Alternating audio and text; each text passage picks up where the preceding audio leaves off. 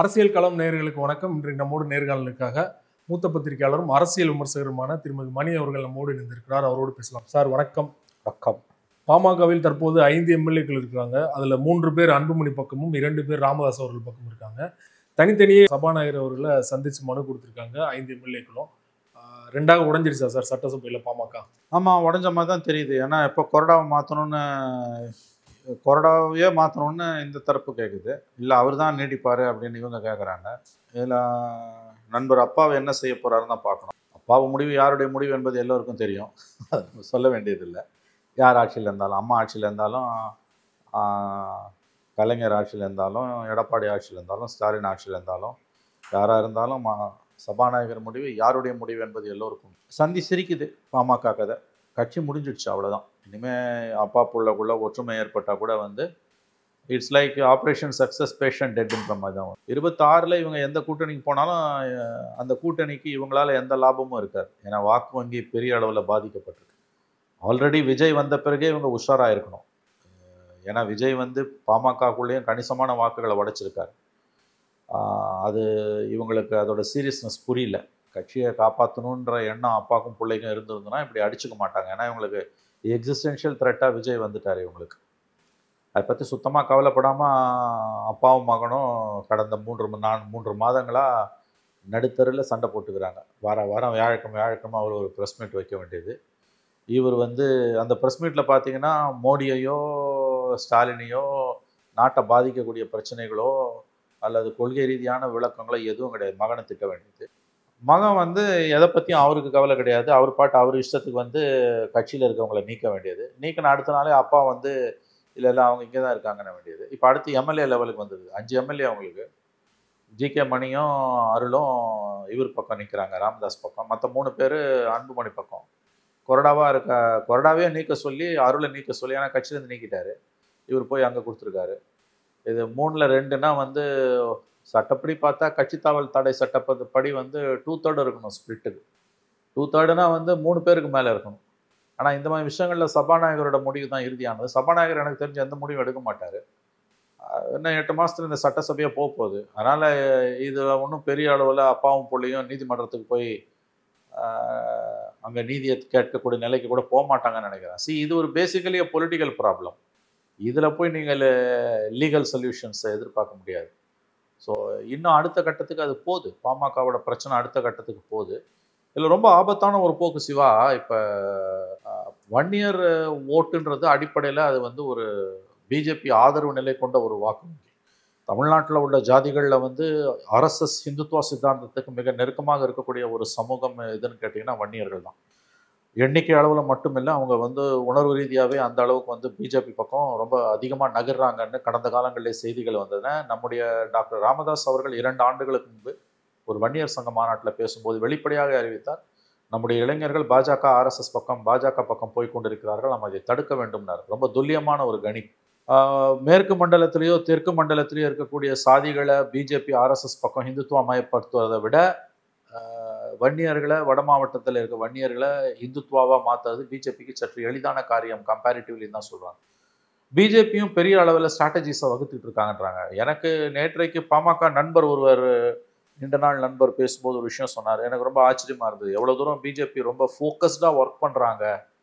ஏன் பிஜேபியை ஜெயிப்பது என்பது இந்தியா முழுவதும் கடினமான பணியாக இருக்குது. அவங்க எப்படி வளர்ந்தாங்க, தமிழ்நாட்டிலையும் எப்படி வளர்ந்துக்கிட்டு இருக்காங்கன்றதுக்கு அந்த செய்தி ரொம்ப ஒரு ஆதாரமானதாக இருந்தது. அவர் சொன்னார், இப்போ முருகன் மாநாடு நடத்தி முடித்தாங்க சமீபத்தில். அந்த மண்டலங்களில் முருகன் வழிபாடு என்பது அதிகமாக இருக்கக்கூடியது, மேற்கு மண்டலம் தெற்கு மண்டலத்தில். இப்போ அடுத்து பெரிய அளவில் வட மாவட்டங்களில் திரௌபதி அம்மன் விழாவை கொண்டாடுறதுக்கு ஆர்எஸ்எஸ் அமைப்புகள் திட்டம் தீட்டி கொண்டிருக்கின்றன. திரௌபதி அம்மன் வழிபாடு வன்னியர்களுக்கு உங்களுக்கு தெரியும், காலகாலமாக இருக்கக்கூடிய நிறைய திரௌபதி அம்மன் கோயில்கள் இருக்குன்னா அவங்களுடைய ஐதீகம் நாங்கள் அக்னியிலேருந்து வந்தோன்னுவாங்க.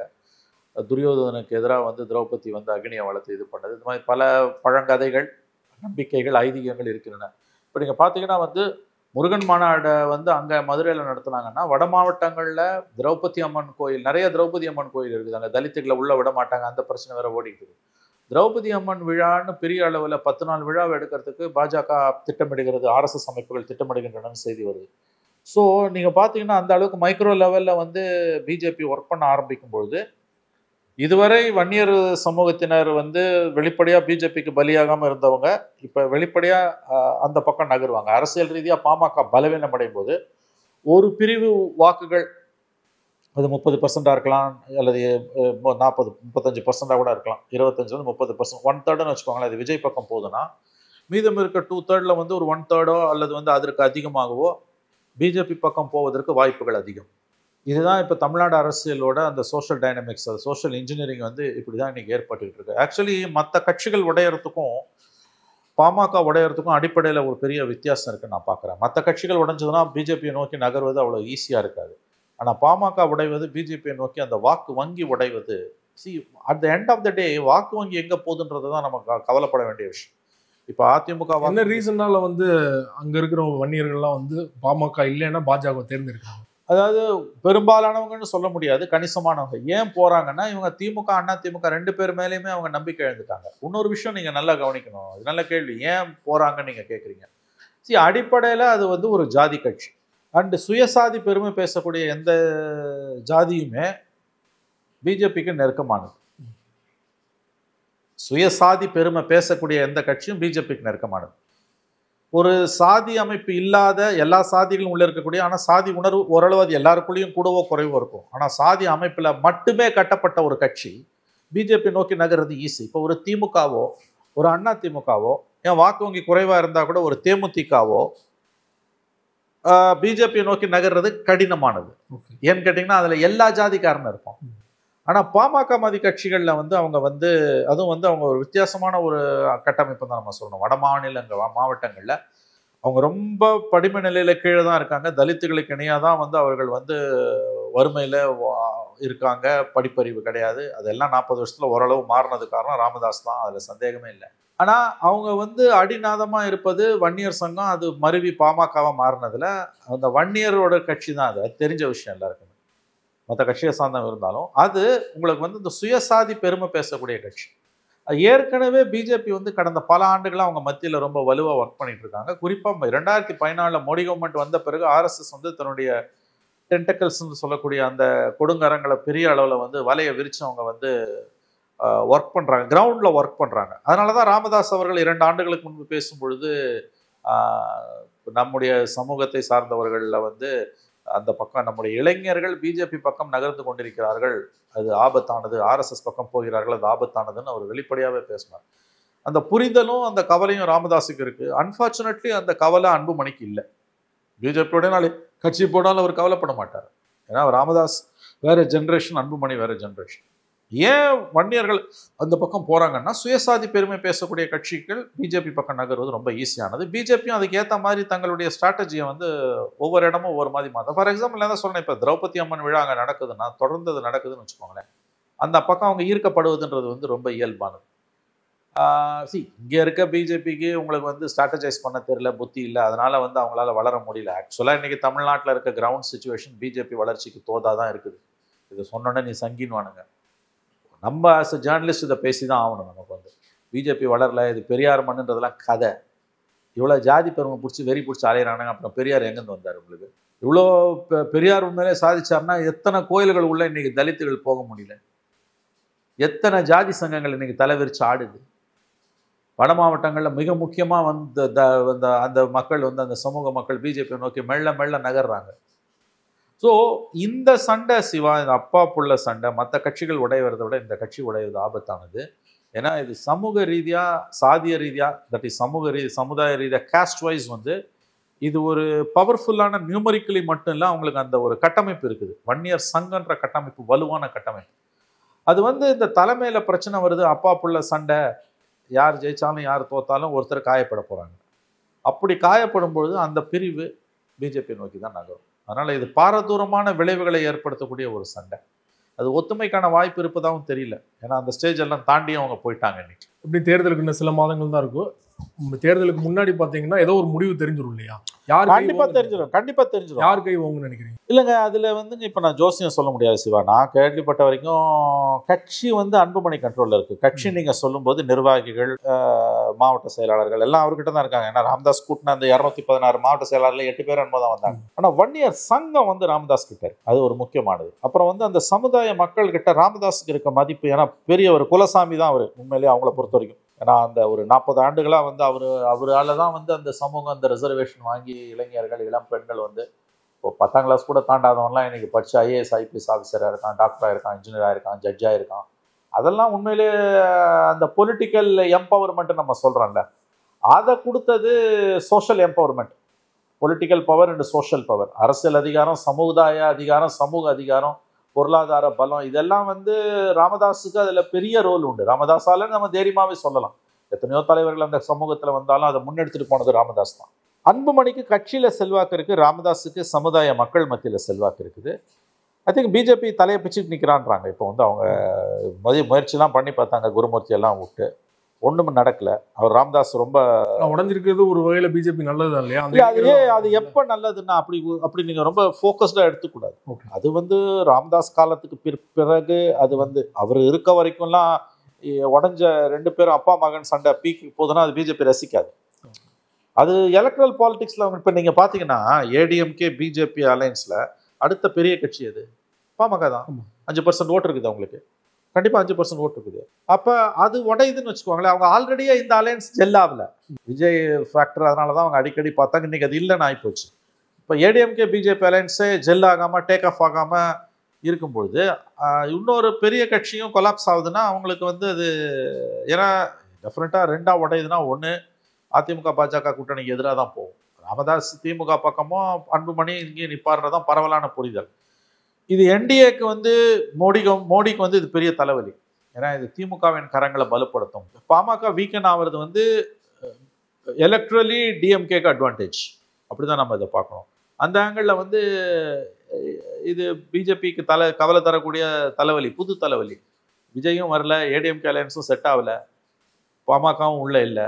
ஏன்னா அவங்க 2019 அலையன்ஸை ரீசெலக்ட் பண்ணணும்னு நினைக்கிறாங்க. ஒன்றுபட்ட அதிமுக, பாஜக, தேமுதிக, பாமக, குட்டி கட்சிங்க எல்லாம். அது அநேகமாக இல்லைன்னும் பொழுது வந்து அவங்களுக்கு சிக்கல். அதனால தான் எவ்வளோ பெரிய முயற்சிகள் எடுத்தாங்க. ஏன்னா இப்போ அவங்க வந்து ஆக்சுவலாக அது ஆங்கிலத்தில் சொல்கிறோன்னா, எனக்கு தெரிஞ்ச வரைக்கும் நான் அவங்க பிஜேபிக்குள்ளே இருக்க நண்பர்கள் சொல்றது க்ளூலெஸ். எங்களுக்கு புரியல, என்ன பண்ணுறதுனே தெரியல. ஏன்னா நீங்கள் மற்ற கட்சியை உடச்ச மாதிரி இது உடைக்க முடியாது. இப்போ ரைடு விடுறதெல்லாம் பண்ணிங்கன்னா, இப்போ அன்புமணியை சப்போர்ட் பண்ணி ராமதாஸுக்கு நெருக்கமானவங்க மேலே ரைடு கீடுலாம் விட்டிங்கன்னு வச்சுக்கோங்க, எதிராக திரும்பிடும். நீங்கள் ராமதாஸெல்லாம் டச் பண்ண முடியாது. அது இன்னும் உங்களுக்கு சமுதாய மக்கள் மத்தியில் இன்னும் கெட்ட பேரை தான் உண்டாக்கும். அதனால் அதை செய்ய மாட்டாங்க. அந்த தடி எடுத்த அந்த அந்த கேரட் அண்ட் ஸ்டிக் பாலிசியில் அந்த ஸ்டிக் இருக்குல்ல, தடி எடுத்து அடிக்கிறது, மிரட்டுறதெல்லாம், அதுவும் இப்போ இடி பல இடத்துல கோர்ட்டில் மூக்கறுபட்டு நிற்கிறான், அதை செய்ய மாட்டாங்க. அப்போ இது என்ன பண்ணுறதுன்னு அவங்களுக்கு புரியல. இது எல்லாருமே இந்த சண்டை ஒரு கட்டத்தில் ஓஞ்சிரும், நார்மல்சி வந்துடும். நான் கூட அப்படி தான் நினச்சேன், நார்மல்சி வந்துடும். ஆனால் அது முடிகிற மாதிரி தெரியல. இது எப்படி போனாலும் சிவா நம்ம கவனிக்க வேண்டியது, 16 தேர்தலில் இவங்களுக்கு பெரிய சரிவு இருக்கும். நீங்கள் 26 தேர்தலில் அதுக்கு பிறகு வரக்கூடிய அரசியல் வந்து பாமகவோட சரிவு தமிழ்நாட்டில் பிஜேபியோட வளர்ச்சிக்கு வழிகோலும். அதுதான் இதில் இருக்கக்கூடிய ஆபத்தான போக்கு. ராமதாஸ் அவர்களுடைய செயல்பாடுகள் அன்புமணியை வந்து கோவமூட்டுது. ஆனால் ஒரு எக்ஸ்ட்ரீமா போய் குழந்தை மாதிரி மாறிட்டாரு, புத்தி பேதலித்து விட்டது அப்படின்னு சொல்லிட்டு பேசுறதுலாம் நீங்க எப்படி எடுத்துக்கிறீங்க? இல்லை, அது அரசியல்ல ஒரு கட்டத்துக்கு மேலே எல்லை மீறிச்சுன்னா ஆங்கிலத்தில் சொல்லுவாங்க ஃப்ரீ ஃபார் ஆல்னு, everything is good in love and வார்னுவாங்க. அதில் அந்த பதில் அருள் கரெக்டாக கொடுத்தாரு. அதனால தான் அவர் அன்புமணி நீக்கினார்னு நினைக்கிறேன். அன்புமணி என்ன சொன்னார், எங்கள் அப்பா குழந்தையாகி 5 வருஷம் ஆச்சுனாரு. உடனே அருள் என்ன சொன்னார், உங்கள் அப்பா உங்களை தலைவராக நியமித்தது 2022, அதாவது ஒரு குழந்தையாக மாறி 2 வருஷம் பொறுத்து தான் உங்களை நியமித்தார் அப்படின்ட்டாரு. அது என்ன பதில்றது எல்லாருக்கும் புரியும். அதோட விளைவை தான் இன்றைக்கி அவர் அனுபவிக்கிறாரு. இது பேச்சு, இந்த விமர்சனங்கள் இருக்கு இல்லையா, நீங்கள் வந்து குழந்தையாயிட்டாரு, புத்தி கெட்டு போச்சுன்றதெல்லாம் வந்து வரக்கூடாது. அதுவும் அப்பாவை பார்த்து புள்ள வாயிலேருந்துலாம் வரக்கூடாத வார்த்தைகள். இன்னும் சொல்லப்போனால் ஒரு தரப்பில் ஒரு ஒரு ஒரு கட்சியிலேருந்து அல்லது ஒரு அமைப்புலேருந்து நம்ம பிரிஞ்சு வரும்போது அப்போ தான் வந்து நாகரிகம் அதிகமாக தேவைப்படுது. அதாவது 2 நண்பர்கள் பிரியும் போது ஒற்றுமையாக இருக்கும்போது நாகரிகத்துக்கு அவசியம் இல்லை, 2 பேரும் கட்டி பிடிச்சிக்கின்னு லவ் பண்ணிக்கின்னு ஒழுங்காக இருப்பானுங்க.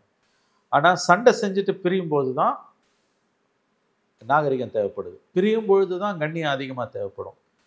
அன்ஃபார்ச்சுனேட்லி இன்றைக்கி அது இல்லை. ஃப்ரீ ஃபார் ஆல் நான் கையில் கிடைக்கிறது எல்லாத்தையும் எடுத்து அப்பாவும் புள்ளியும் ஒருத்தர் அடிச்சுக்கிறாங்க. உண்மையிலேயே சிவா நான் இந்த அளவுக்கு போகணும்னு நினைக்கல. நான் ஒரு கட்டத்தில் சால்வ் ஆகிடுன்னு தான் நினச்சேன். அப்புறம் கூட நான் ஆரம்பத்தில் வந்து நாடகம்லாம் சொன்னாங்க, நாடகம் சொன்னாங்க, அப்புறம் சால்வ் ஆகிடுன்னு நினச்சேன். அப்புறம் நான் இன்னொரு கருத்து கூட சில இடங்களில் பதிவு பண்ணது, அமித்ஷா தீர்த்து வைப்பார் அப்படின்னா. இல்லை, அமித்ஷா கையிலலாம் இல்லை. இது ரொம்ப புறையோடி போச்சு. பிஜேபி அவங்களோட ஸ்ட்ராட்டஜி படி சாமபேத தான தண்டன்னு அவங்க அதிகாரத்தை பயன்படுத்தி அமலாக்கத்துறை, வருமான வரித்துறை, அந்த மாதிரி ஸ்டேட் ஏஜென்சிஸை வச்சுலாம் இவங்க ஃபேமிலி உள்ள விளையாண்டாங்கன்னா எதிராக திரும்பிடும், கண்டிப்பாக திரும்பிடும். அதை அவங்க செய்ய மாட்டாங்கன்றாங்க. அதனால தான் அவங்களுக்கு என்ன செய்யறதுன்னு தெரியல, திக்கு தெரியாத காட்டில் நிற்கிறாங்க. இந்த மாதிரி சண்டை வரும்போது குடும்பத்திலையோ கட்சியிலையோ மிக மூத்த மனிதர்கள் யாராவது இருப்பாங்க, அவங்க சமாதானம் பண்ணி வைப்பாங்க. இப்போ பிரச்சனையே அவங்க தான் போது. மற்றவங்களுக்கு பிரச்சனை வந்தால் ராமதாஸ் தீர்த்து வைக்கலாம், 87 வயது அவருக்கு. அவர் குடும்பத்திலே அவருக்கும் அவர் மகனுக்குமே பிரச்சனைனா நீங்கள் என்ன பண்ணுவீங்க? ஸோ இது கிளைமாக்ஸை நோக்கி தான் போகுது. இது எங்கே வேணால் போய் முடியலாம், அது மட்டும் சந்தேகம் இல்லை. லார்ஜர் பிக்சர் நீங்கள் பார்க்க வேண்டியது ஒன்று தான் சிவா. வன்னியர் சங்கமும் பாமகவும் பலவீனம் அடைவது காலப்போக்கில் வந்து பிஜேபியோட வளர்ச்சிக்கு தான் தமிழகத்தில் வழிவகுக்கும். சமகால அரசியல் தொடர்பாக பல்வேறு விஷயங்கள் என்னோட பகிர்ந்து கொண்டீங்க. மிக்க நன்றி.